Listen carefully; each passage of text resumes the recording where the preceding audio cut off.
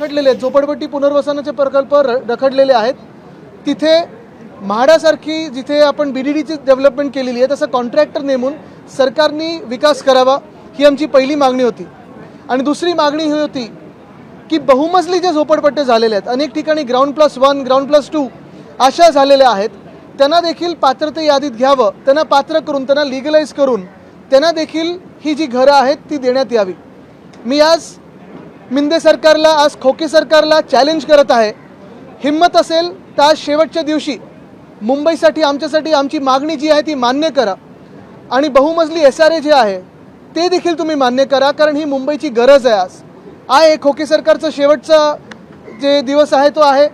आमचं सरकार आलं तर आम्ही हे करूच, पण आज मी पुन्हा एकदा खोके सरकारला सांगत आहे की बहुमजली SRA ज्या आहेत मुंबईमध्ये असतील, अनेक वेगळ्या शहरांमध्ये असतील महाराष्ट्रातल्या, त्या लिगलाइज करा.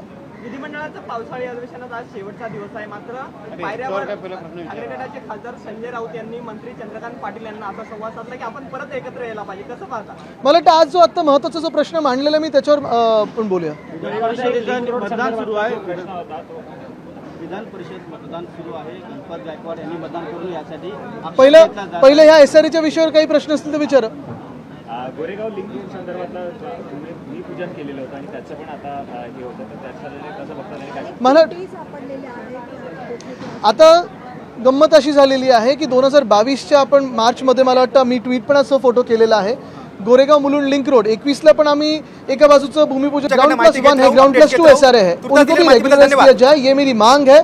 खोके सरकार को मैं ये मांग कर रहा हूँ क्योंकि महाराष्ट्र में कुछ मिला तो नहीं लेकिन शहर को तो कुछ नहीं मिला. चुनाव के मद्देनजर रखते हुए आप ये बात कर रहे हैं? बिल्कुल नहीं. मेरे कॉन्स्टिट्यूएंसी में काफ़ी सारे ऐसे SRAs है जो 15-17 साल से ऐसे ही पड़े हुए थे.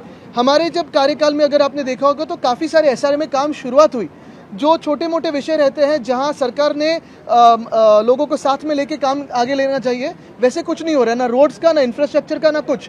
अगर आप देखें तो सिर्फ SRA की बात अगर बाजू में रखें तो भी मुंबई गोवा हाईवे NHA के पास है, मुंबई नासिक हाईवे NHA के पास है, मुंबई अहमदाबाद हाईवे NHA के पास है.